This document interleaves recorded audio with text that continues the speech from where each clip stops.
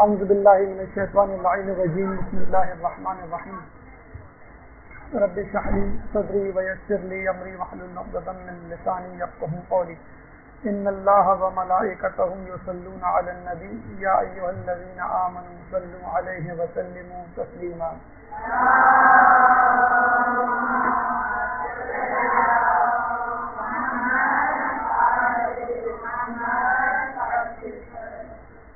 جس طرح عید کے بعد دوسرا دن بھی عید جیسا محسوس ہوتا ہے، اسی طرح دہب العرف کے بعد کا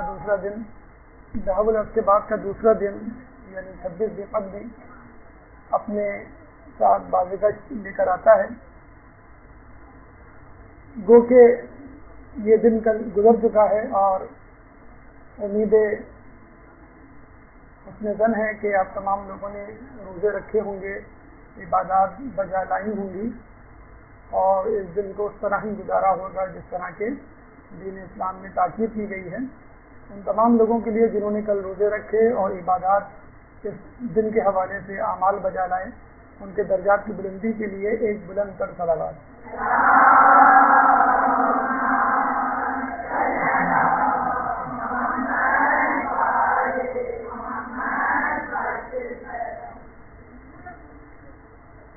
دہب العرف ایک ایسا واقعہ ہے کہ جو 25 ذوالقعدہ کو ہوا، اور اس واقعے کے ساتھ ساتھ اور دیگر واقعات بھی اس تاریخ کو ہوئے، لیکن یہ اپنی نوعیت کا ایک اچھوتا، ایک عظیم اور ایک بہت بڑا واقعہ ہے۔ چنانچہ 25 ذوالقعدہ کے حوالے سے دہب العرف کا نام سب سے پہلے آتا ہے، لیکن اس کے ساتھ ساتھ چند اور واقعات بھی اس میں رونما ہوئے۔ آج کے درس میں ہمارا مین فوکس یا توجہ دہب العرف کی طرف ہوگی، اور اس کے ساتھ ساتھ اختصار کے ساتھ دیگر واقعات پر بھی روشنی ڈالی جائے گی، اور کوشش کی جائے گی کہ کس طرح ان 5 واقعات کو جو ایک ہی دن رونما ہوئے مربوط کیا جائے، منسلک کیا جائے، اور ان کے درمیان ایک ربط پیدا کیا جائے، اور اس پیغام کو سمجھا جائے کہ جو اللہ تعالیٰ نے اس دن ان واقعات کو رونما کر کے ہم تک پہنچانے کی کوشش کی ہے۔ پہلا اہم ترین واقعہ دہب العرف، دوسرا واقعہ ولادت حضرت عیسیٰ علیہ السلام، اور ہمارے نزدیک تمام ہی واقعات اہم ہیں۔ تیسرا اہم واقعہ ولادت حضرت ابراہیم علیہ السلام، اور کچھ روایات کے مطابق یہ وہ دن کہ جب رسول اللہ صلی اللہ علیہ وآلہ وسلم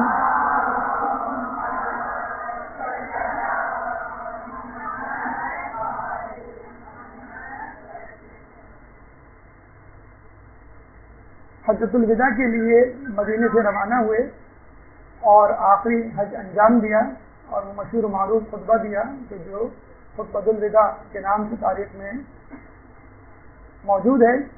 اور ایک اور روایت کے مطابق، معصوم کی روایت کے مطابق، یہ وہ دن ہے کہ جب امام زمانہ علیہ السلام قیام کریں گے۔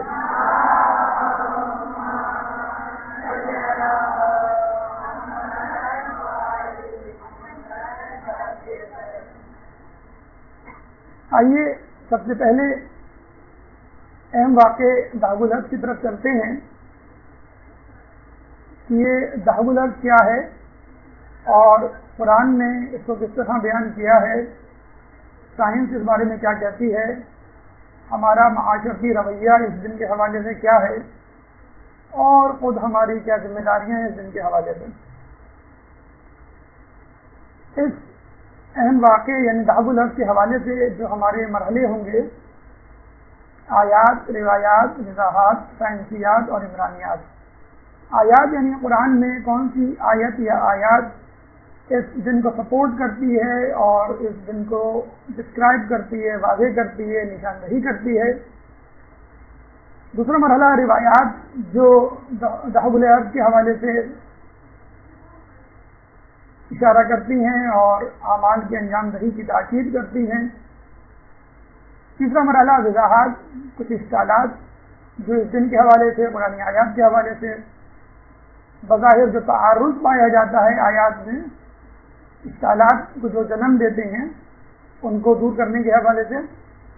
چوتھا مرحلہ سائنسیات یعنی سائنسدان دنیا کی پیدائش، تخلیق اور خلقت کے بارے میں کیا رویہ رکھتے ہیں، ان کی کیا تحقیق ہے، ان کی کیا دریافتیں ہیں.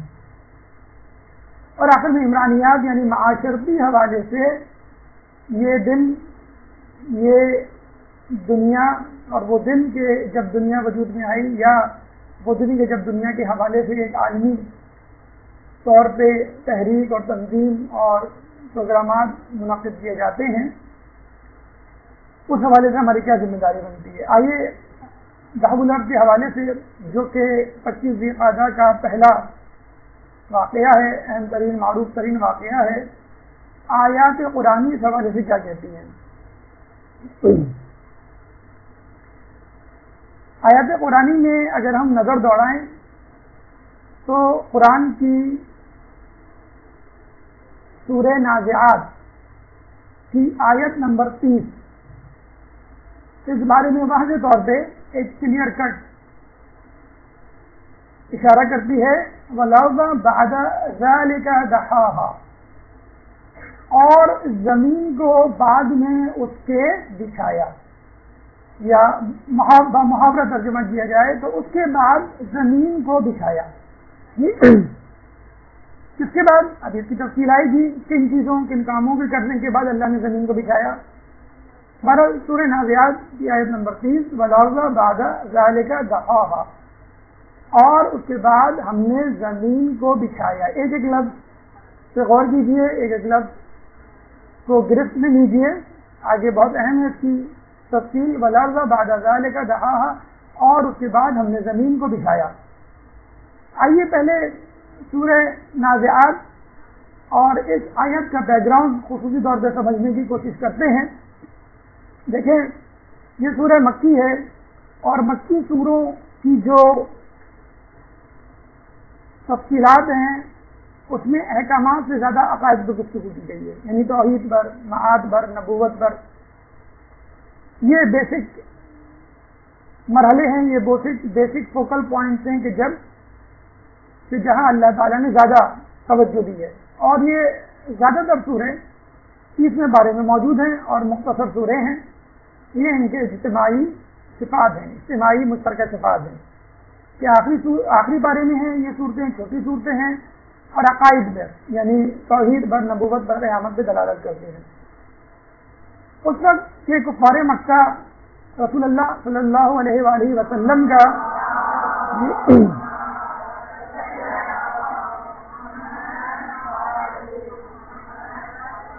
نعوذ باللہ مذاق اڑایا کرتے تھے، اور ان کی ہر بات کو مذاق میں لے کر اس کا ایک اسکینڈل بنانا اور طرح طرح سے رسول اللہ کو تنگ کرنا، نت نئے اچھوتے اور وہی جسے کہتے ہیں کہ تنگ کرنے والے سوالات پوچھنا، ایک ہی سوال کو بار بار پوچھنا تاکہ رسول اللہ ذکر ہو جائیں، اپنی تعلیمات کو ترک کر دیں.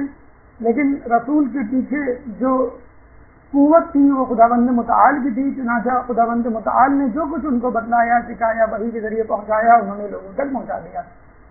کفار یہ کہا کرتے تھے کہ یہ قیامت کیا ہوتی ہے، یہ کون سا عجیب دن ہے کہ جب ہم دوبارہ زندہ کیے جائیں گے.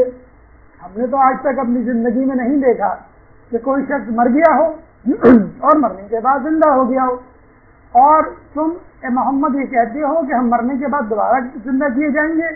یہ تو ایک ایسی اچھوتی بات ہے جو ہم نے آج تک کبھی نہ سنی، اور ہم نے آج تک کبھی اپنی آنکھوں سے دیکھا بھی نہیں کہ کبھی ایسا ہوا ہو کہ ایک مری ہوئی چیز، ایک مردہ چیز دوبارہ زندہ ہو گئی ہو. چنانچہ یہ سوال کہ ہم مرنے کے بعد دوبارہ زندہ ہو جائیں گے، سورہ نازعات کی آیت نمبر 10 میں اللہ تعالیٰ اپنی زبان میں ان کا سوال دہرا رہا ہے، یقولون انا لمردودون فی الحافرہ، اور کیا مرنے کے بعد ہم دوبارہ زندہ کیے جائیں گے؟ یہ کافروں کا سوال تھا. اور اس سوال کے ضمن میں اللہ تعالیٰ نے قیامت کا منظر پیش کیا، قیامت کے دلائل پیش کیے، کہ کائنات کی تخلیق پیش کی، موسیٰ علیہ السلام اور فرعون کا معرکہ جو ہے وہ پیش کیا، اور لوگوں کو دلائل کے ساتھ سمجھایا کہ قیامت کیوں کر ممکن ہے. اللہ تعالیٰ اس سوال یعنی جو سورہ نازعات کی آیت نمبر 10 میں کفار کہتے ہیں کہ ہم کیا دوبارہ جی اٹھیں گے مرنے کے بعد، تو اللہ فرماتا ہے سورہ آیات 27 سے لے کے 33 تک اس سوال کا جواب دیتا ہے، اور اس میں وہ آیت بھی آ جاتی ہے جو ذهب الارض کے حوالے سے مشہور ہے۔ اللہ جواب دیتا ہے انتم اشد خلقا ام السماء بناها، کیا تمہاری خلقت آسمان کی خلقت سے زیادہ مشکل ہے جس کو اللہ نے بنایا؟ انتم اشد خلقا ام السماء بناها، کیا تمہاری خلقت آسمان کی خلقت سے زیادہ مشکل ہے کہ جس کو اس نے بنایا؟ رفع سمكها فسواها، اور اس نے آسمان کو بلند کیا اور منظم کیا۔ وَأَغْطَشَ لَيْلَهَا وَأَخْرَجَ ضُحَاهَا، اور اس کی رات کو تاریک کیا اور اس کے دن کو روشن کیا۔ پھر اللہ فرماتا ہے وَالْأَرْضَ بَعْدَ ذَلِكَ دَحَاهَا، اور اس کے بعد زمین کو بچھایا۔ اب یہاں سوال کا جواب آ گیا کہ اللہ جو کہتا ہے ذَلِكَ بَعْدَ ذَلِكَ، اس کے بعد کس کے بعد؟ آسمان کو بنانے کے بعد، زمین کو بنانے سے پہلے آسمان اور رات و دن بنانے کے بعد۔ پھر زمین کو بنانے کے بعد ایسا نہیں چھوڑ دیا گیا، بلکہ پھر اللہ فرماتا ہے اخرج منها ماءها ومرعاها، ہم نے اس میں سے پانی نکالا اور چراگاہ بنائی۔ اب بڑا اچھا، بڑا خوبصورت اور بڑا گہرائی والا جملہ ہے کہ اللہ نے پانی بنایا اور چراگاہ، یعنی پانی سے جاندار پیدا کیے، جس کا تذکرہ بھی آگے آئے گا کہ پانی حیات کا منبع ہے، پانی حیات کا سرچشمہ ہے، نافذ ہے۔ جب پانی ہوگا تو پودے ہوں گے، جب پودے ہوں گے تو جانور ہوں گے، تو جانور ہوں گے تو انسان ہوں گے، انسان اور جانور کے حیات کی زندگیوں کا دار مدار اس پانی پر ہے۔ والجبال ارساها، اور ہم نے پہاڑوں کو مضبوط اور مستحکم کیا۔ متاعا لکم ولانعامکم، اور یہ وہ چیزیں ہیں جو تمہارے لیے ہیں اور تمہارے جانوروں کے لیے ہیں۔ یعنی پانی اور چراگاہ، یعنی نباتات وغیرہ نہ ہوتے تو ظاہر سی بات ہے نہ جانور زندہ رہتے اور نہ ہی انسان۔ تو یہ سورہ نازعات کی آیت نمبر 10 ہے کہ جس کے رد عمل کے طور پہ، جواب کے طور پہ اللہ تعالیٰ نے 27 سے 33 تک اس کا جواب دیا اور کائنات کی خلقت سے جو ہے وہ توجہ مرکوز کی۔ دیکھیں آپ خود بتائیے، ایک کمپیوٹر آپ کے پاس ہے، وہ خراب ہو جاتا ہے تو اس کمپیوٹر کو بنانا، ریپیئر کرنا زیادہ مشکل ہے یا ایک کمپیوٹر کو نئے سرے سے ایجاد کرنا؟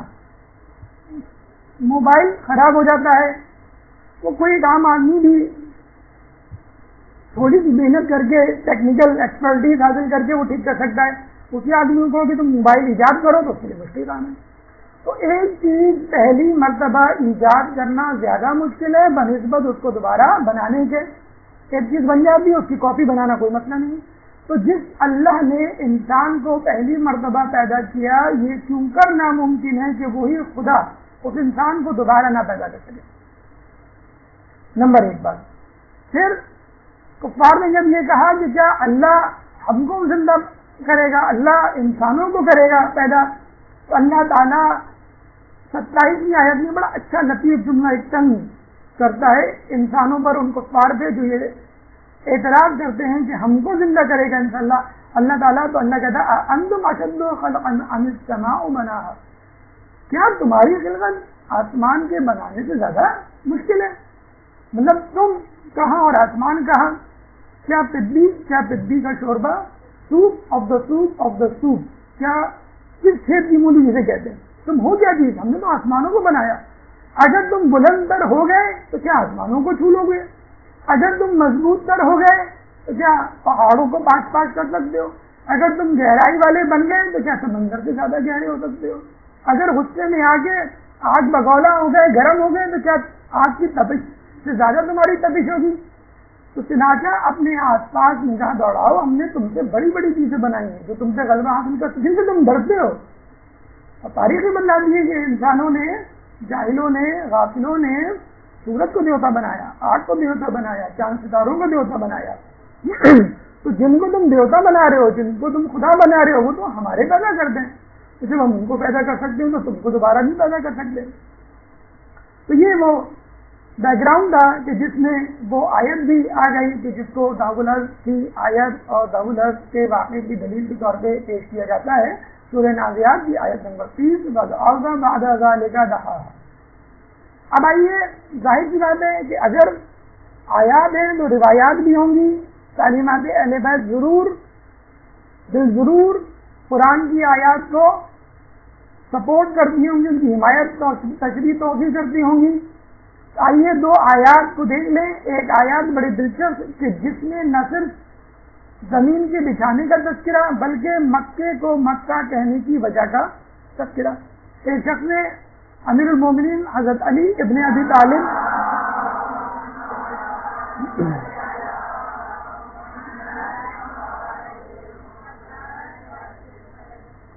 سے پوچھا کہ مکے کو مکہ کیوں کہتے ہیں؟ آپ نے فرمایا لأن اللہ مکہ لرزا من تحتہا، کیونکہ بے شک اللہ نے اس کے نیچے سے زمین کو پھیلایا، مکہ لرز زمین کو پھیلایا، ای دحاہا یعنی کہ بچھایا، والمکہ هو الدحرجۃ کما فی قاموس، اور اگر آپ قاموس میں دیکھیں، ڈکشنری میں دیکھیں تو اس مکہ کا مطلب آپ کو ملے گا دحرجہ یعنی پھیلانا۔ تو اب آپ دیکھ لیے پھیلانے یا بچھانے کے تین الفاظ عربی میں استعمال ہوتے ہیں، مک، دحاہا جو کہ خود آیت میں موجود ہے، اور تیسرا دحرجہ۔ تو یہاں پر ہمیں پتہ چل گیا کہ زمین کو واقعی بچھایا گیا۔ نمبر 2 یہ بھی پتہ چل گیا کہ مکے سے بچھایا گیا۔ نمبر 3 مکے کو مکہ کہنے کی وجہ بھی ہمیں پتہ چل گئی۔ ایک روایت میں 3 مسائل حل ہو گئے۔ یہ روایت کتاب الفرقان تفسیر قرآن بالقرآن آیت اللہ صادق طہرانی کی تفسیر ہے، 30 جلدوں پر مشتمل، 30ویں جلد میں صفحہ نمبر 90 سورہ نازعات کی تفسیر کی ضمن میں یہ بات انہوں نے یہ روایت درج کی ہے۔ دیکھیں ہمارے علماء کتنے کام کرتے ہیں، عموماً لوگوں کو تفسیر نمونہ پڑھنے کی فرصت نہیں، کچھ لوگ شاید ناواقف بھی ہوں، اور یہاں پر صادق طہرانی صاحب کی جو ہے 30 جلدوں پر ایک الگ سے تفسیر موجود ہے۔ دوسری روایت ہمارے 8ویں امام علی رضا علیہ السلام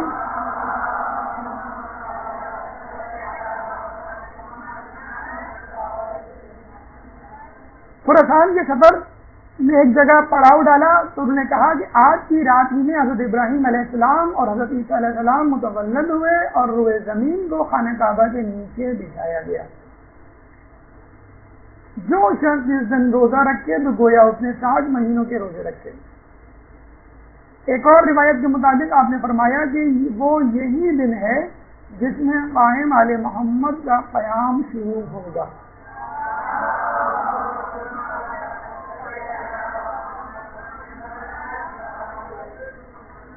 چنانچہ اس روایت سے کئی باتیں سامنے آئیں۔ ذهب الارض کا واقعہ، ابراہیم علیہ السلام کی ولادت، عیسیٰ علیہ السلام کی ولادت، اور خود امام زمانہ کا قیام، 4 باتیں سامنے آ گئی، اور روزہ رکھنے کی فضیلت بھی سامنے آ گئی۔ کتنی بڑی فضیلت ہے 60 مہینوں کے روزے کے برابر۔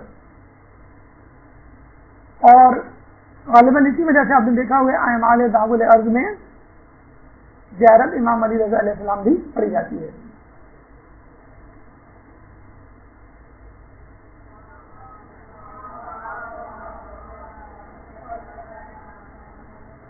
آئیے 2 وضاحتیں اس ضمن میں کرتے چلیں۔ پہلی وضاحت کہ سورہ بقرہ کی آیت نمبر 29 پڑھتے ہوئے انسان تھوڑا سا رکتا ہے، ٹھہرتا ہے، اور یہ سمجھتا ہے کہ شاید آیات میں تعارض ہے۔ سورہ نازعات کی آیت کچھ کہتی ہے اور بقرہ آیت نمبر 29 کچھ اور کہتی ہے۔ سورہ نازعات میں ہم نے پڑھا کہ اس کے بعد زمین کو بچھایا، وَالْأَرْضَ بَعْدَ ذَلِكَ دَحَاهَا، اس کے بعد زمین کو بچھایا، اور یہاں اللہ کہہ رہا ہے هُوَ الَّذِي خَلَقَ لَكُم مَّا فِي الْأَرْضِ جَمِيعًا، یہ وہی ہے کہ جس نے جو کچھ زمین میں ہے اس کو خلق کیا۔ ثُمَّ اسْتَوَىٰ إِلَى السَّمَاءِ، اور اس کے بعد آسمان کو بلند کیا، فَسَوَّاهُنَّ منظم کیا، سبع سماوات، 7 طبقات آسمان کے۔ هو الذی خلق لکم ما فی الارض جميعا، وہی ہے کہ جس نے زمین میں جو کچھ ہے اس کو پیدا کیا.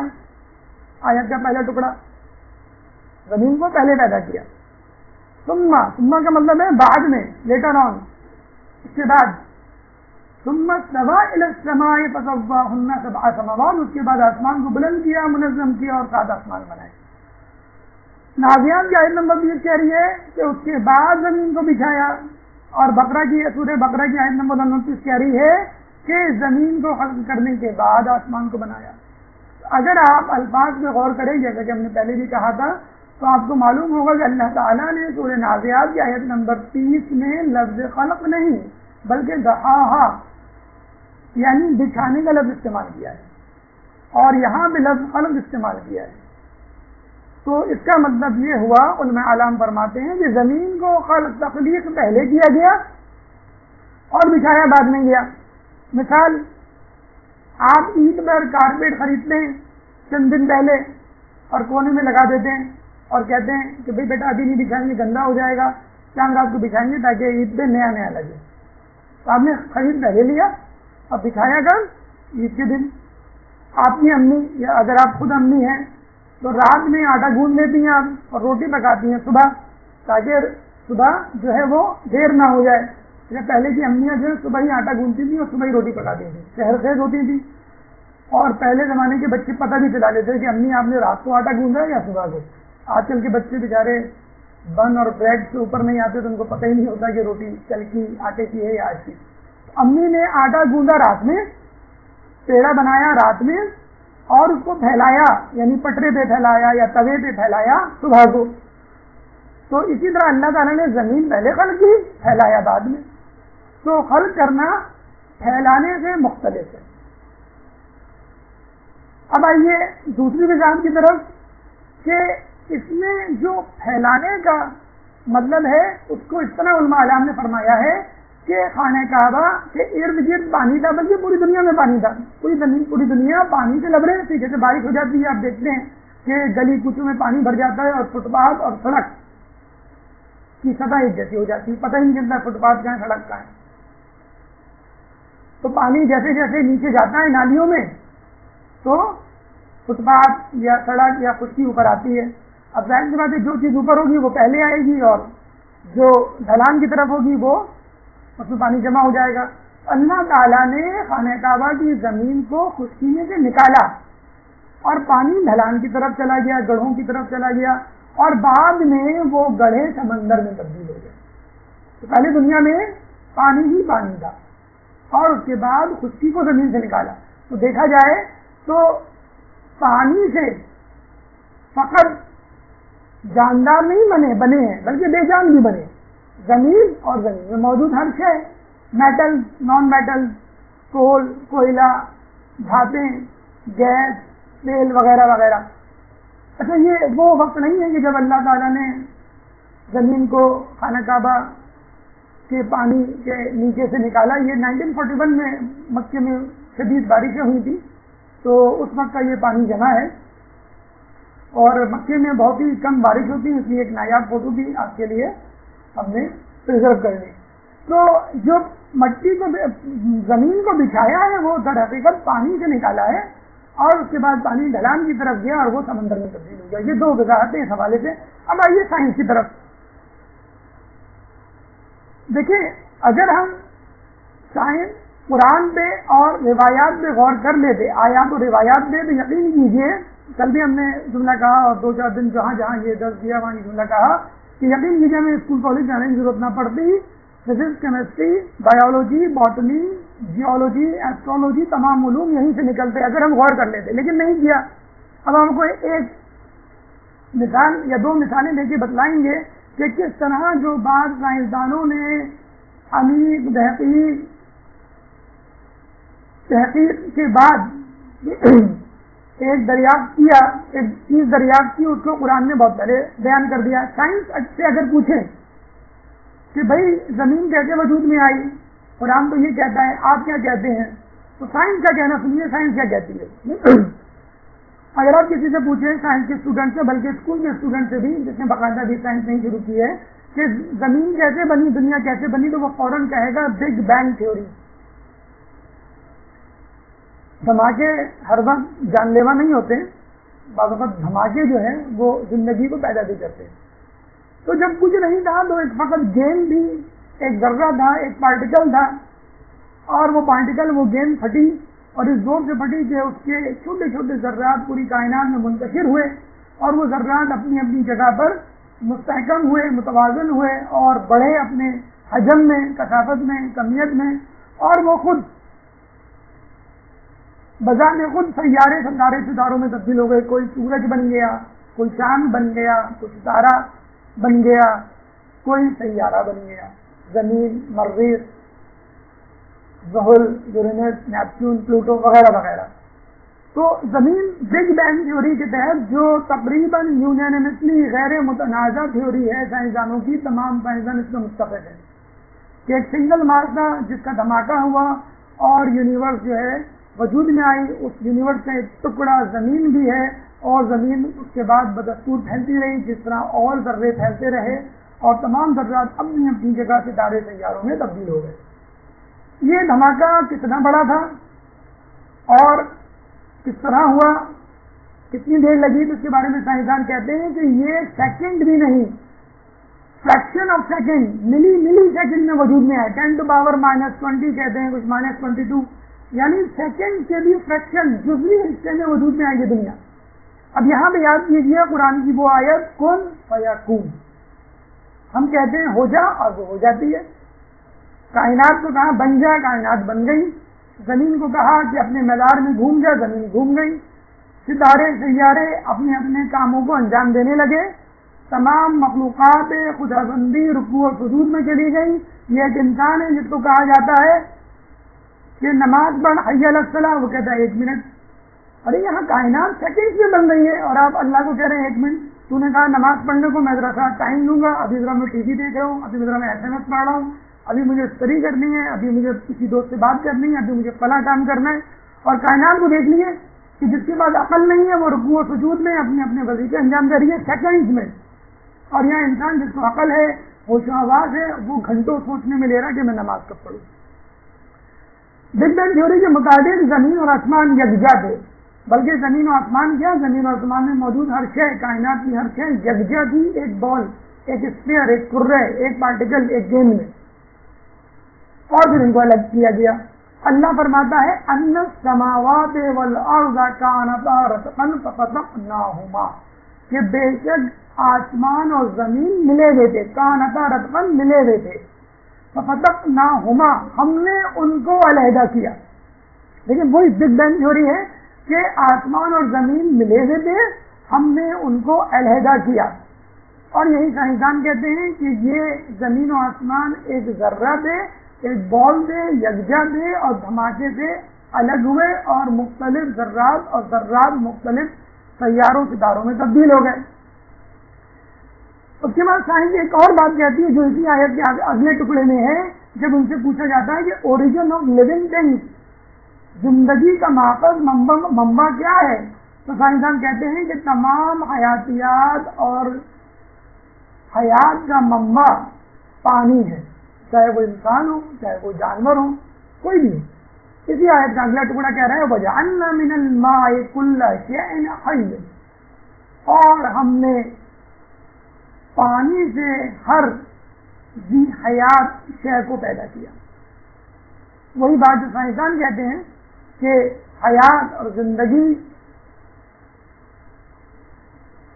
پانی سے وجود گئی. اللہ تعالیٰ بھی فرما رہا ہے سورہ انبیاء آیت نمبر 30 میں کہ ہم نے ہر شے کو پانی سے پیدا کیا.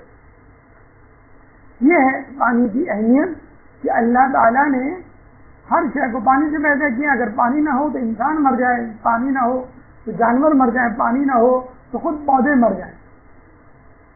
اور زمین تو خود پانی ہی سے نکالی ہوئی چیز ہے.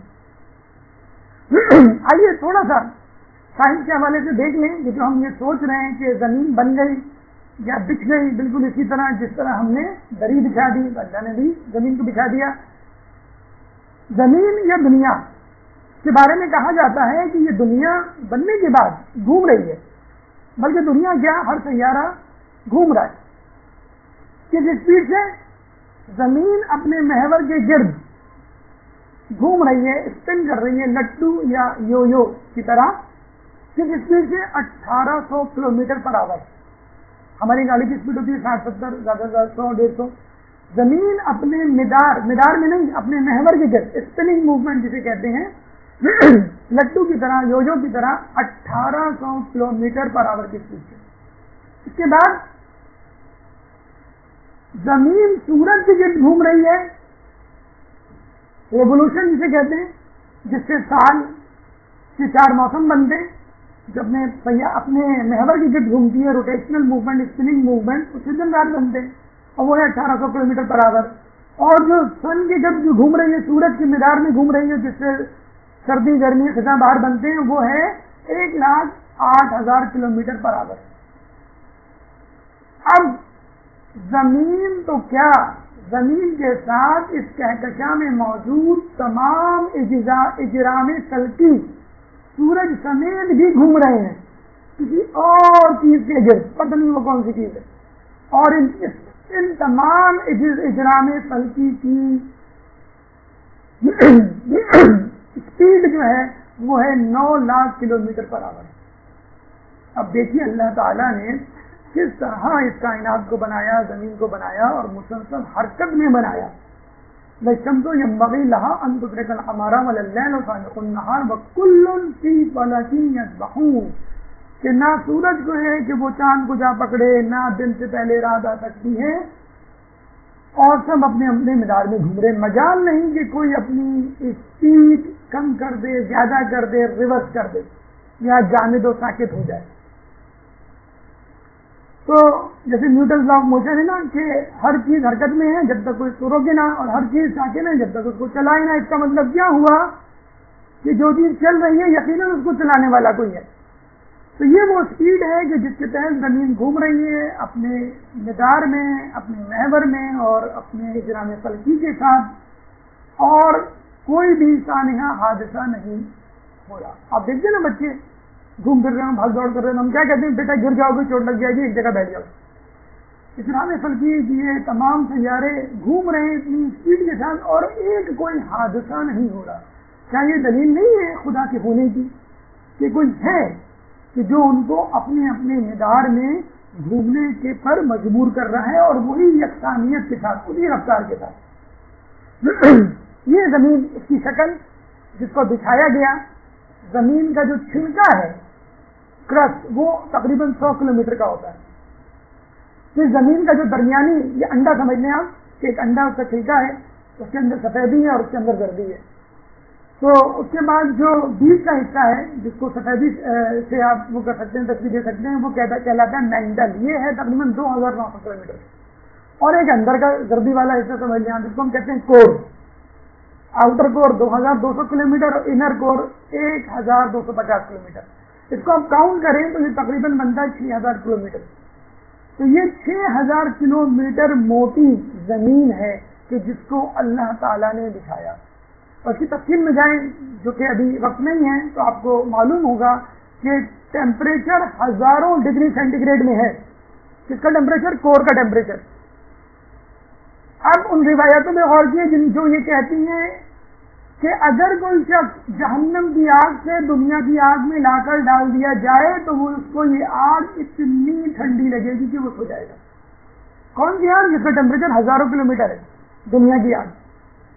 तो देख लीजिए कि जहन्नम का आजाब कितना शदीद तर है। अच्छा, एक और बात हम बता दें आपको, आप लोगों को शायद मालूम ना हो, इस वक्त स्विट्जरलैंड में दुनिया का साइंस की तारीख का सबसे बड़ा तजर्बा हो रहा है, जिसमें दुनिया भर के हजारों साइंसदान हिस्सा ले रहे हैं। और वो तजर्बा क्या है? अक्सर बच्चे फौरन सवाल करते हैं कि सर ये जमीन, चांद, सितारे, सूरज किसी गेंद से बने, किसी जर्रे से बने जो फटा, तो वो जर्रा कहाँ है? वो किसने बनाया? वो कैसा है? बस इसी सवाल के पीछे साइंसदान लगे हुए कि वो जर्रा कहाँ है और क्या हम वो जर्रा बना सकते हैं। बकौल साइंसदान के कि वो जर्रा उन्होंने देखा है दोबारा कहीं कायनात में, लेकिन उसको पकड़ नहीं सके।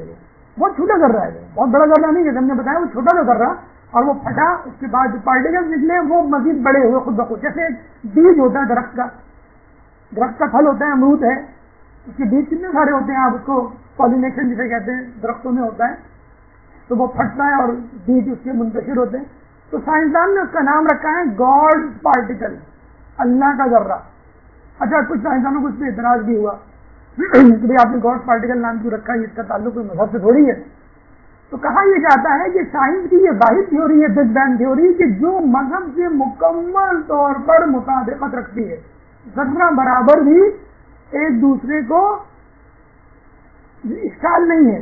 ہاں صرف یہ اشکال ہے کہ یہ پارٹیکل آیا کہاں سے. ہم یہ کہتے ہیں کہ یہ پارٹیکل کیا ہر چیز خدا کی بنائی ہوئی ہے، اور جب بگ بینگ تھیوری کہہ رہے ہیں دھماکے والی، اس کا کم و بیش تذکرہ تو قرآن میں بھی ہے کہ سب جگ جاتے اور پھٹے.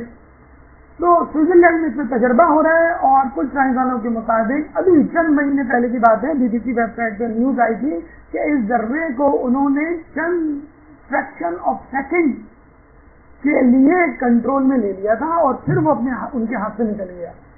بہرحال یہ وہی پارٹیکل ہے یا نہیں ہے پارٹیکل، اس بات پہ لوگ متفق ہیں کہ کائنات میں پہلے کچھ نہیں تھا، مادے کا وجود ہی نہیں تھا، اور ایک دم سے سیکنڈ کے اندر کمیتیں، کثافتیں اور مادہ وجود میں آیا ہے، اور یہ پوری کائنات بنی ہے کن فیکون کی تفسیر کی طرف. تو کچھ سائنسدانوں نے یہ دعویٰ بھی کیا ہے کہ یہ پارٹیکل جس کو گاڈ پارٹیکل کہہ رہے ہیں، اگر یہ ہمارے ہاتھ میں آ گیا تو پھر ہم کائنات خود بنائیں گے، اور اپنے حساب سے چاند ستارے زمین تشکیل دیں گے، اور وہاں پہ ہمارے قوانین کا اطلاق ہوگا. اس قسم کے دعوے حود اور صالح علیہ السلام کی قوم نے بھی کیے تھے، اور وہ اس قوم سے کہیں زیادہ جسے کہتے ہیں کہ مضبوط توانہ طاقتور دے. سائنسدان اگر کسی چیز کا سبب پا لیں تو اس کا مطلب یہ نہیں ہے کہ اس چیز کو کر بھی سکے. تو کبھی سائنس آپ کو جو ہے وہ خدا کے قریب لے جاتی ہے، اور کبھی تکبر میں دور لے جاتی ہے، اور ہمیں اس سائنس کی تلاش ہے کہ جو ہمیں خدا کی آیتیں دے، اور اس پر یقین کر کے غور و خوض کر کے ہم توحید میں آگے بڑھیں. سنریہم آیاتنا فی الآفاق وفی انفسہم، کہ ہم عنقریب تمہیں دکھا دیں گے اپنی نشانیاں آفاق میں اور خود تمہارے نفسوں میں. یہ اللہ تعالیٰ نے پہلے ہی اعلان کر دیا ہے کہ تم انشاءاللہ بہت عنقریب ہماری نشانیوں کو، ہمارے کارناموں کو دیکھو گے. اب آئیے ایمانیات کی طرف، سوشل ایسپیکٹ کی طرف، کہ دنیا جب بنی تو ایک تحفہ بھی انسانیت کے لیے. چنانچہ ویسٹرن کنٹریز نے یہ کہا کہ ہمیں اس دنیا کو بچانا ہے، اور اس دنیا کو بچانے کے لیے انہوں نے 22 اپریل یوم الارض، ارتھ ڈے منانے کا اعلان کیا. 174 ممالک اس میں حصہ لیتے ہیں، 17,000 تنظیمیں، آرگنائزیشن پارٹیسپیٹ کرتی ہیں، اور اس کا ایک ہی لوگو، ایک ہی موٹو، ایک ہی مشن، ایک ہی ویژن ہے، اور وہ یہ ہے کہ دنیا کی حفاظت کی جائے. یہ ایک تحفہ ہے نیچر کی طرف سے، زمین کی حفاظت کی جائے، فضا کی حفاظت کی جائے، اور زمین میں موجود نباتات اور ہر شے مخلوقات کی حفاظت کی جائے، کیونکہ اگر یہ ختم ہو گئے تو ہمارا سامان بقا، سروائیول کے لیے جو چیزیں ہیں وہ ختم ہو جائیں گی. بالکل ایسا ہی ہے کہ اگر کوئی شخص آپ کا گھر تباہ کر دے تو یقینی طور پر آپ بھی تباہ ہو جائیں گے. ہمارے خیال میں جو ہماری تجویز ہے کہ یوم الارض، ارتھ ڈے 22 اپریل کی بجائے 25 ذی القعدہ کو منانا چاہیے، کیونکہ یہی حقیقی طور پر دنیا کے وجود میں آنے کا دن ہے، اور اسی دن ہمیں تجدید وفا، تجدید عہد کرنا چاہیے اس دنیا کو بچانے کے لیے. کہتے ہیں کہ اس آرگنائزیشن نے 22 اپریل کو لوگوں کو یہ انڈیا دیا کہ 18 بڑے خطرات موجود ہیں دنیا کو تباہی سے دوچار کرنے کے لیے. اگر یہ 18 بڑے خطرات بڑھتے رہے تو ایک دن دنیا تباہ ہو جائے گی خود ہمارے ہاتھوں. 18 خدشات، 18 خطرات پہ گفتگو کرنے کا تو وقت نہیں، فقط 2 یا 3 خطرات ہم آپ کو بتا دیتے ہیں. خود آپ دیکھ لیجئے گا کہ یہ کتنے مہیب اور خطرناک ہیں، آئندہ آنے والے خطرات کتنے خطرناک. پولوشن ایک خطرہ ہے، سگریٹ کا دھواں، ڈیزل گاڑیوں کا دھواں، فیکٹریز کا دھواں. یہ دھواں جس طرح انڈسٹریلائزیشن پیدا ہو رہی ہے، ہر چیز کو انڈسٹری کی شکل دے دی جا رہی ہے، حتیٰ کہ آپ کو کہا جا رہا ہے کہ تم درخت سے پھل توڑ کے نہ کھاؤ، بلکہ اس پھل کا جوس بناؤ جو کمپنی میں بنے گا اور وہ پیو. تم تازہ دودھ نہ لو، تم ٹیٹرا پیک لو اور اس کو کمپنی سے خریدو، یہ تو انفیکٹڈ ہوتا ہے. تو دیکھا جائے تو ہم آرٹیفیشل لائف کے عادی ہو رہے ہیں. ہر چیز بنی بنائی مل رہی ہے تو ہم استعمال کر رہے ہیں. اب ظاہر سی بات ہے ہر چیز اگر بنی بنائی ملے گی تو اس میں فوڈ پریزرویٹوز ڈالے جائیں گے جو اس کی حفاظت کریں گے, تو وہ کینسر کرتے ہیں. تو کھلے ہوئے دودھ سے اگر انسان انفیکشن سے مرتا ہے تو بند ڈبے والے دودھ سے انسان کینسر سے مر سکتا ہے. ضرور اس بات کی ہے کہ دودھ والا ہو یا کمپنی والا وہ اپنا تزکیہ نفس کرے اور انسانوں کو ایسی چیز پہنچائے جس سے وہ کسی ہلاکت سے دوچار نہ ہو. کہتے ہیں اس پولوشن میں, آلودگی میں امریکہ کا 50% سے زیادہ کا حصہ ہے. تو اگر آپ انڈسٹریلائزیشن ذرا کم کر دیں, چیزوں کا تصنع بن, مصنوعی بن اگر کم کر دیں اور لوگوں کو چیزیں ویسی ہی پہنچا دیں جیسی کہ وہ دستیاب ہیں, مثلا غذا, تو انڈسٹری کا بہت بڑا بوجھ کم ہو جائے گا. دوسرا بڑا خطرہ ایسڈ رین, کہ جب یہ آلودگی اوپر جاتی ہے دھوئیں کی صورت میں تو وہ پانی کے بادلوں کے ساتھ مکس ہو جاتی ہے, اور جب بارش ہوتی ہے تو بارش کے پانی کے ساتھ تیزاب بھی گرتا ہے, مثلا نائٹرک ایسڈ, سلفورک ایسڈ. اور یہ وہ تیزاب ہے جو انسان کی جلد کو جھلسا دے, یہ وہ تیزاب ہے جو پودوں کو تباہ و برباد کر دے. اور ایسے میں اگر آپ چھتری لے کے نکلیں گے تو کوئی فائدہ نہیں ہوگا. یہ تیزاب جو ہے آپ کی چھتری کو آپ سمیت جلا سکتا ہے. ایک مسئلہ اوزون لیئر ہے. یہ وہ لیئر ہے جو قدرتی طور پہ اللہ تعالیٰ نے بنائی تھی زمین اور آسمان کے درمیان, تاکہ سورج کی شعاعیں فلٹر ہو کے پہنچیں. آپ نے دیکھا ہوگا کچھ لوگوں کی چھتوں پر گرین نیٹ لگا ہوا ہوتا ہے, تو اس سے سورج کی شعاعیں چھن کر پہنچتی ہیں. اس سے فائدہ یہ ہوتا ہے کہ انسان کو وہ بیماریاں جو سورج کی شعاؤں سے ڈائریکٹ پڑنے سے ہو سکتی ہیں وہ نہیں ہوتی. ان دھوؤں کی وجہ سے, ان آلودگی کی وجہ سے اوزون لیئر پھٹ رہی ہے, اور جہاں جہاں سوراخ ہو رہا ہے اس اوزون لیئر میں, بالکل ایک سمجھ لیں شامیانے کی چادر ہے, ایک چھت ہے شامیانے جیسی جو زمین اور آسمان کے درمیان ہے, تو جگہ جگہ اس میں ہولز ہو گئے. اب سورج کی شعاعیں ڈائریکٹ ہمارے جسم پہ پڑ رہی ہیں اور جس سے اسکن کینسر ہو رہا ہے. ہمارے یہاں تو نہیں کیونکہ ہمارے یہاں انڈسٹریز کم ہے, لیکن ویسٹرن کنٹریز میں اسپیشلی آسٹریلیا کے بارے میں کہا جاتا ہے کہ وہاں پہ اوزون لیئر سب سے زیادہ ہے اور وہاں پہ اسکن لیئر زیادہ ہوتی ہے, اور وہاں پہ اسکن ڈیزیزز سب سے زیادہ ہوتی ہیں. اور یہ بات بھی یاد رکھ لیجیے, ان اسکن ڈیزیزز میں عورتیں زیادہ افیکٹڈ ہو رہی ہیں کیونکہ ان کی اسکن مردوں کی بنسبت سینسیٹیو ہوتی ہے. چنانچہ وہاں پہ یہ کہا جا رہا ہے کہ عورتیں اپنا جسم ڈھانپ کے رکھیں. یہ بات تو ہم 1400 سال سے کہہ رہے ہیں کہ عورتوں کو اپنا جسم ڈھانپ کے رکھنا چاہیے اور ان کو حجاب کرنا چاہیے, ان کو پردہ کرنا چاہیے کہ ان کو اسکن ڈیزیز ہوتی ہے. اب اسکن ڈیزیز, اسکن کینسر سے بچنے کے لیے اگر آپ حجاب کریں گے تو شاید اتنا ثواب نہ ملے. وقالو سمینا واطعنا کے مزاق, اگر حجاب کرتے تو زیادہ ثواب ملتا. صوموا تصحوا کو سن کر اگر آپ روزہ رکھیں کہ میں صحت مند رہوں تو شاید اتنا ثواب نہ ملے جتنا لعلکم تتقون کو سن کر ثواب ملے گا. تو دنیاوی فائدے کے لیے چلیں ٹھیک ہے, کوئی بات نہیں, فائدہ مل جائے گا, لیکن جس نے آخرت کو ہدف رکھا اللہ تعالیٰ دنیا اس کو ویسی دے دیتا ہے.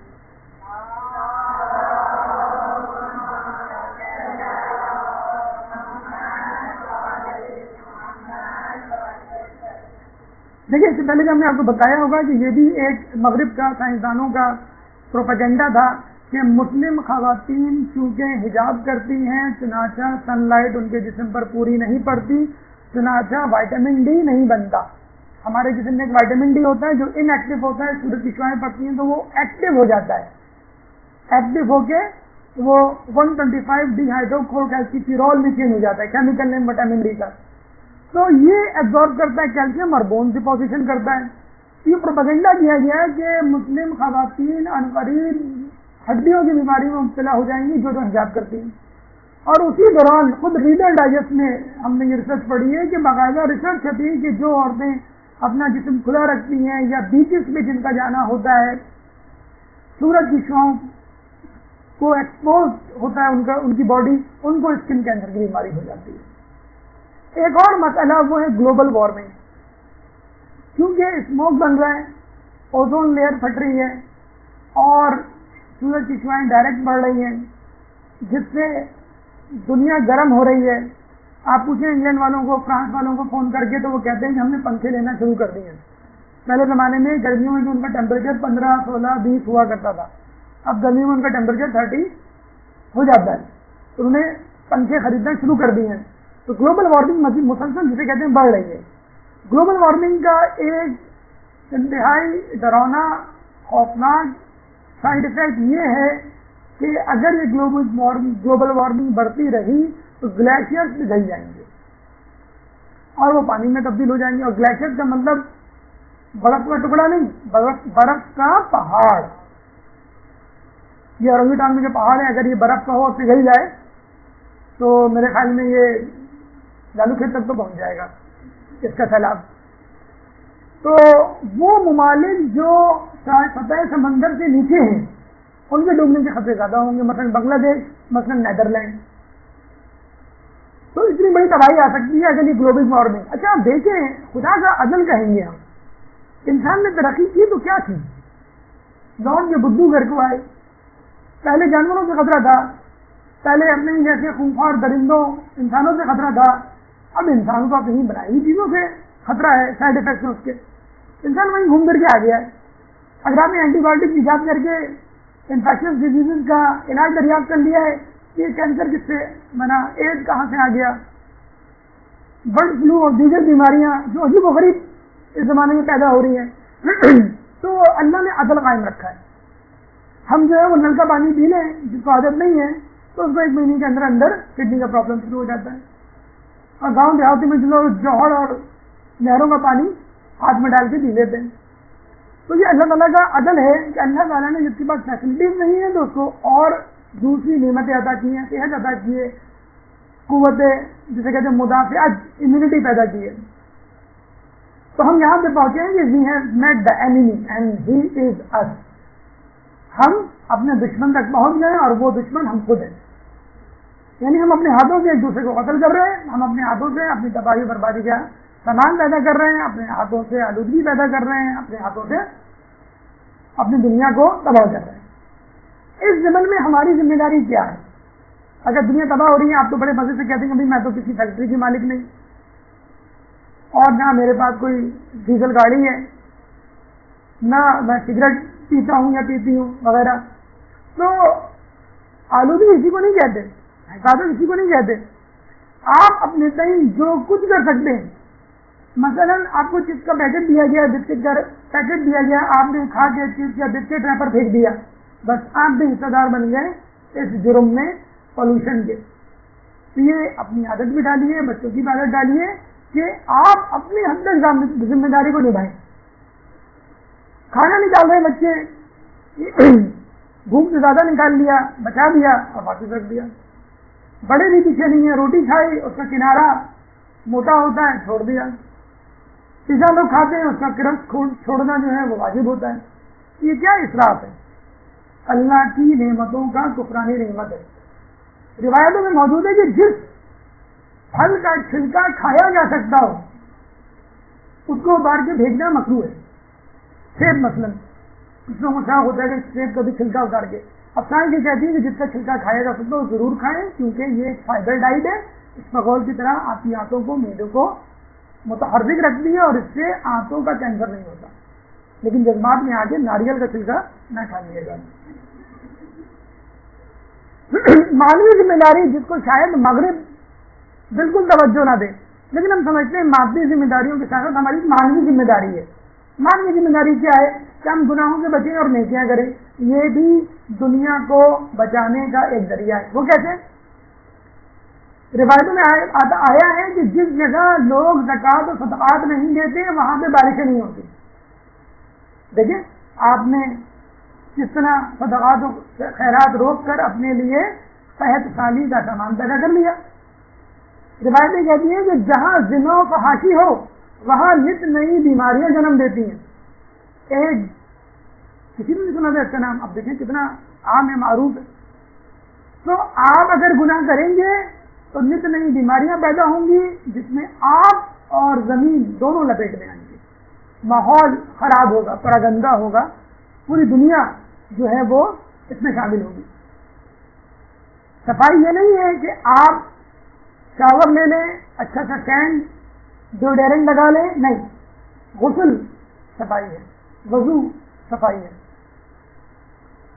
ایک صاحب امریکہ سے آئے, یہاں پہ ایک ریسٹورینٹ میں گئے, وہاں سے باتھ روم سے نکلے, کہنے لگے یہاں پہ تو لوگ بڑے گندے ہیں, ان کا باتھ روم بھی ڈھنگ کا نہیں ہوتا. خود پاکستان میں رہ کے جا چکے. تو ہم نے کہا کہ کم از کم ان لوگوں سے بہتر ہے جو سوٹڈ بیٹوڈ ہوتے ہیں, سینٹڈ ہوتے ہیں, ڈیوڈرنٹ لگا ہوا ہوتا ہے, لیکن نجاست کے بعد پانی نہیں استعمال کرتے نجاست کو دھونے کے لیے. تو ایک نجس صاف ستھرا سوٹڈ بوٹڈ آدمی زیادہ بہتر ہے یا ایک عام سے کپڑوں میں بظاہر وہ گندا نظر آ رہا ہو اس کی آؤٹ لک, لیکن طاہر ہے, پاک ہے, غسل کیا ہوا ہے, وضو کیا ہوا ہے. تو یہ ہے معنوی ذمہ داری کہ صفائی یہ نہیں ہے کہ آپ جو ہے وہ گھر میں خوبصورت پردے لٹکا لیں اور ڈیکوریشن پیس اس میں واز لا کے رکھ دیں. نہیں, گھروں کو تلاوت قرآن سے آراستہ کیجیے, اس کی آواز سے. گھروں میں جو موسیقی کی آواز ہے اس کو دور کیجیے. یہ ہے معانی ذمہ داری, گناہوں سے بچنا اور نیکیوں کی طرف آنا. گھروں میں لڑائی جھگڑے جو ہو رہے ہیں اس کو دور کیجیے, یہ ہے معانی ذمہ داری. گھروں میں جو ایک حب دنیا, لالچ, اب نفسا نفسی اور خود غرضی کی جو فضا قائم ہو گئی ہے, اپنا لباس, اپنا کھانا, اپنی چیز, اپنی ڈرا, اپنا کمرہ, اپنا بستر, اپنی جگہ کسی کو دینے کے لیے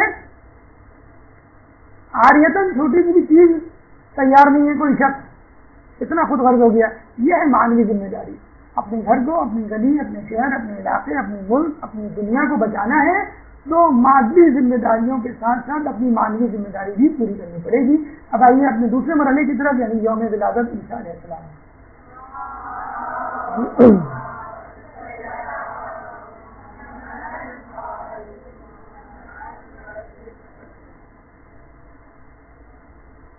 عیسیٰ علیہ السلام ہمیں نہیں معلوم کیوں 25 ذی القعدہ کو پیدا ہوئے, اور ہمیں نہیں معلوم کہ یہ 500 واقعات اسی ذی القعدہ کو کیوں ہوئے. کیا ان کا کوئی ربط بنتا ہے, کیا ان کے اندر کوئی تعلق ہے؟ یوم ولادت عیسیٰ علیہ السلام بہت خوشی کی بات ہے, مومنوں کے لیے, غیر مومنوں دونوں کے لیے, بلکہ غیر مسلموں کے لیے بھی جو عیسائی ہیں, کہ وہ عیسیٰ علیہ السلام کے پیغمبر ہونے پہ یقین رکھتے ہیں, لیکن فرق یہ ہے کہ وہ آخری نبی کہتے ہیں, ہم کہتے ہیں نہیں, ان کے بعد بھی نبی ہیں. عیسیٰ علیہ السلام کے حوالے سے ایک دلچسپ بات ہم آپ کو مختصراً بتاتے چلیں.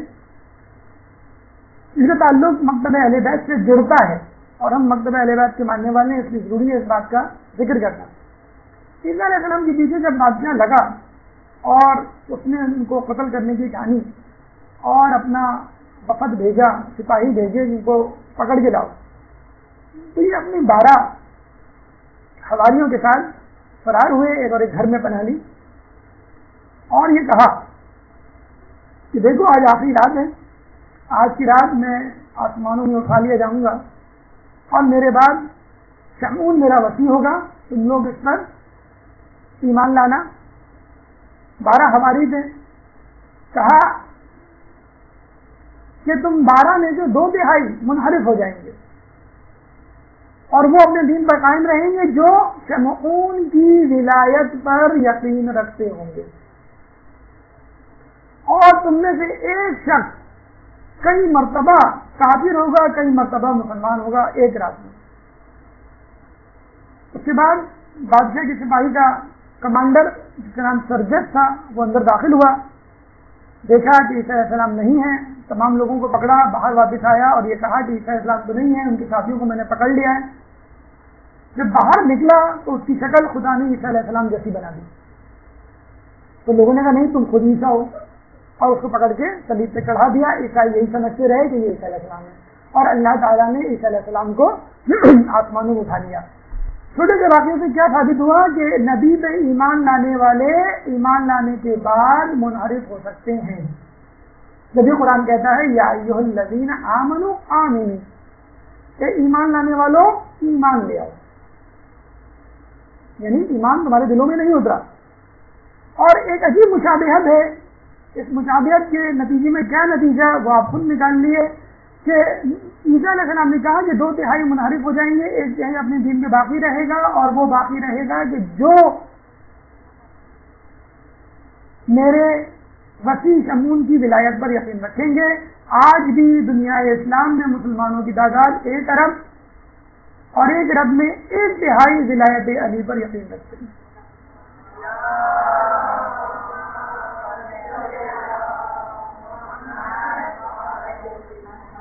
تیسرا مرحلہ، تیسرا واقعہ یوم ولادت حضرت ابراہیم علیہ السلام.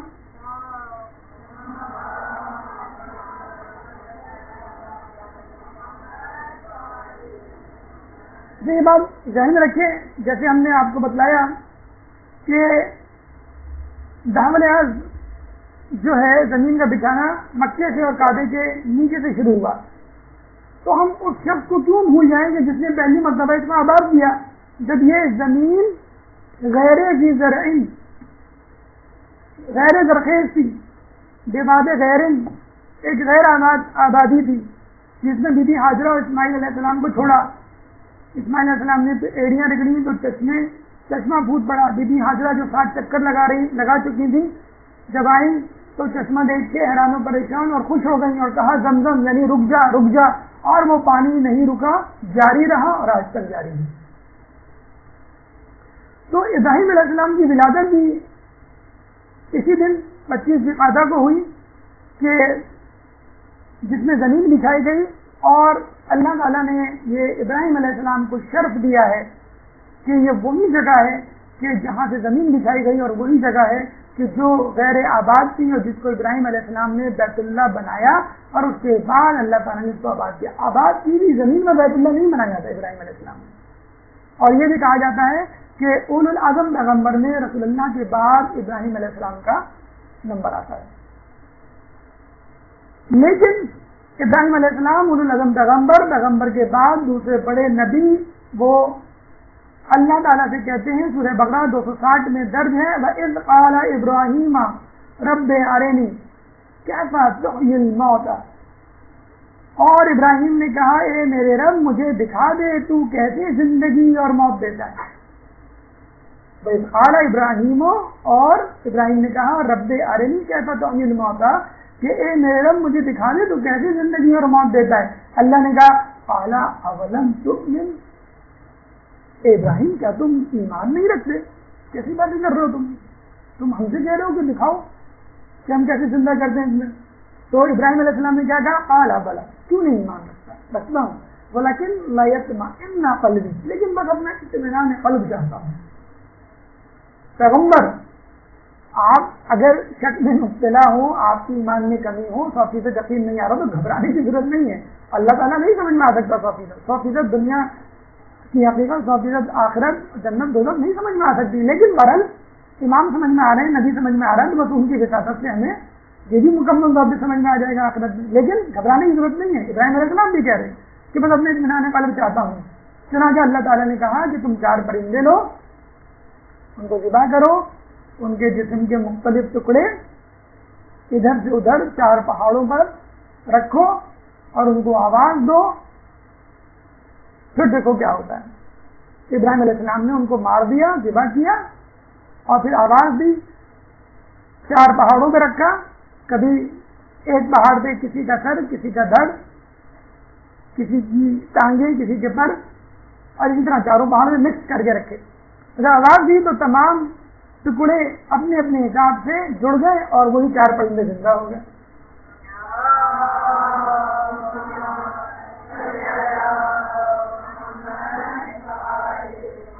ابراہیم علیہ السلام پیغمبر ہونے کے باوجود کہا کرتے تھے کہ مجھے یقین تو ہے، بس میں دل کا اطمینان چاہتا ہوں، آنکھوں سے دیکھ لوں.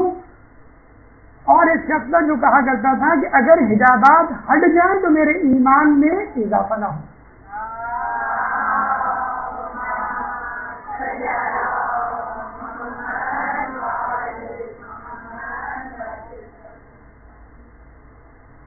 اب آئیے چوتھے واقعے کی طرف روانگی ہے. حجۃ الوداع.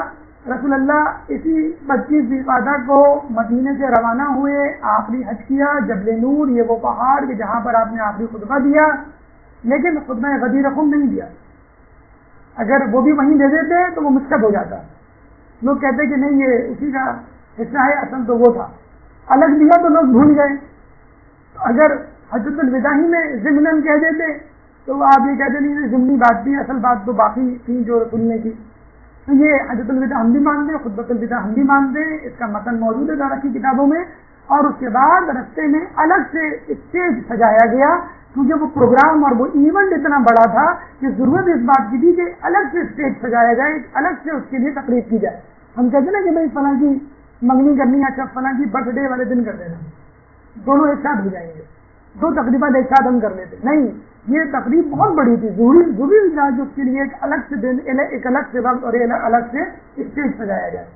پانچواں اور اہم واقعہ جو ہم سمجھتے ہیں ان چاروں واقعات کو اپنی لپیٹ میں لیا ہوا ہے، کیسے؟ ہم نے کہا کہ 25 ذی القعدہ وہ دن ہے کہ جس دن زمین دکھائی گئی، کہاں سے؟ کعبے کے نیچے سے۔ امام زمانہ کا ظہور کہاں ہوگا؟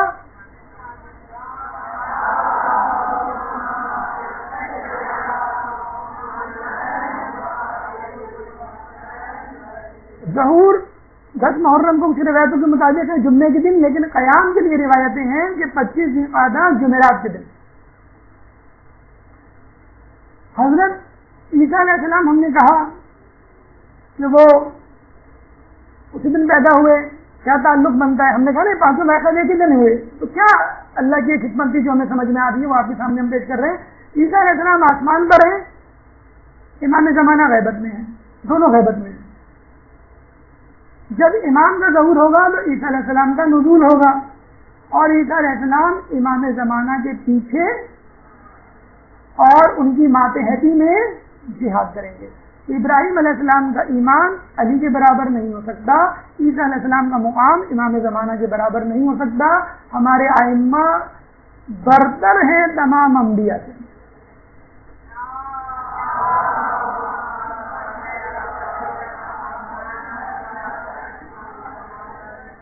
کہاں ظہور کریں گے؟ اس جگہ جہاں ایک غیر زرخیز زمین تھی، ابراہیم علیہ السلام نے اس کو آباد کیا، لیکن اب وہ زمین فتنہ و فساد کی جڑ بن چکی ہے، چنانچہ امام زمانہ ابتدا اسی جگہ سے کریں گے جہاں سے زمین دکھائی گئی تھی، وہیں سے عدل قائم کرنے کی ابتدا کریں گے۔ اسی وقت کہیں گے کہ خانہ کعبہ کی چابیوں کے رکھنے والے کہاں ہیں؟ تو قبیلہ شیبہ کے افراد کو بلایا جائے گا، امام زمانہ ان کے ہاتھ قلم کریں گے اور کہیں گے کہ تم لوگ چور ہو۔ امام زمانہ کی عدل کی ابتدا اسی جگہ سے جہاں پہ اللہ تعالیٰ نے دحو الارض کی ابتدا کی، اور یہ وہی جگہ مکہ یا بیت المکرم کہ جہاں پر اللہ کے رسول نے حجۃ الوداع دیا اور تمام اسلامی تعلیمات کا خلاصہ پیش کیا۔ جس تعلیم کو آج مسلمان بھلا بیٹھے ہیں، انہی تعلیمات کو جن کا تذکرہ حجۃ الوداع کو اللہ کے رسول نے کیا، انہی تعلیمات کو زندہ کرنے اور پوری دنیا میں پھیلانے کے لیے امام زمانہ انشاءاللہ قیام کریں گے 25 سال کے بعد آگے۔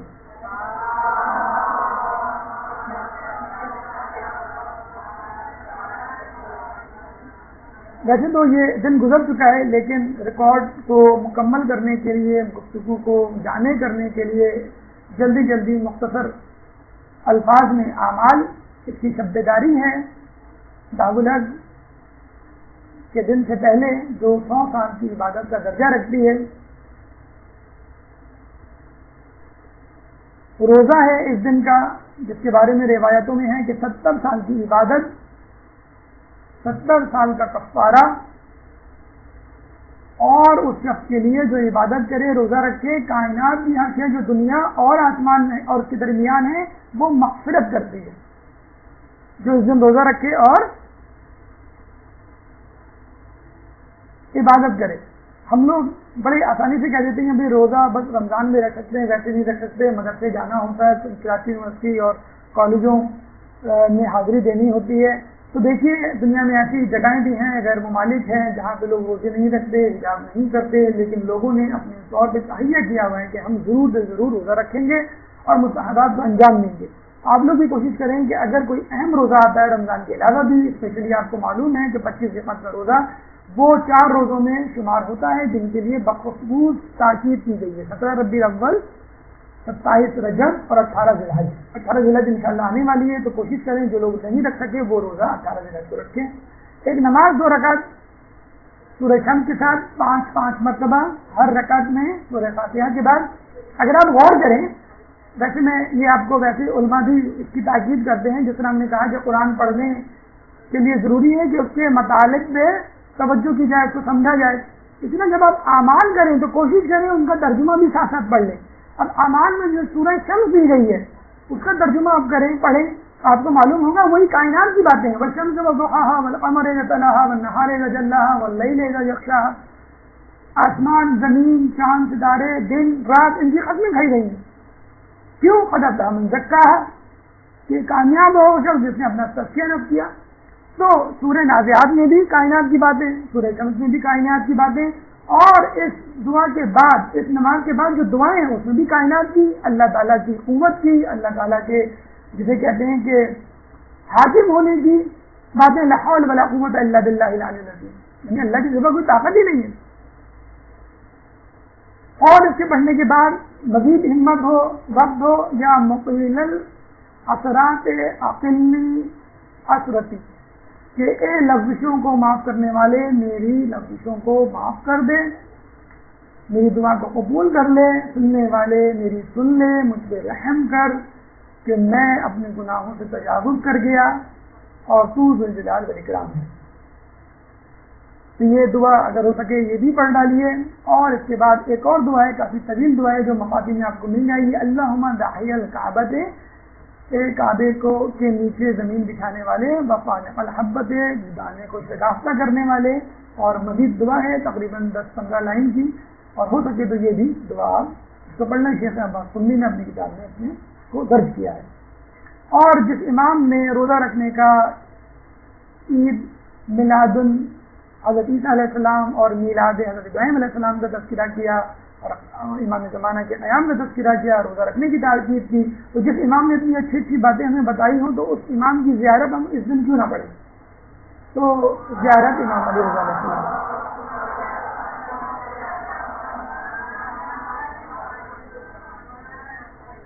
اس کے ساتھ ہی ہمارا درس اختتام کو پہنچا. اس موضوع سے متعلق اگر آپ کے ذہن میں کوئی سوال ہو تو وہ آپ کر سکتے ہیں. سوالات سے پہلے صلوات.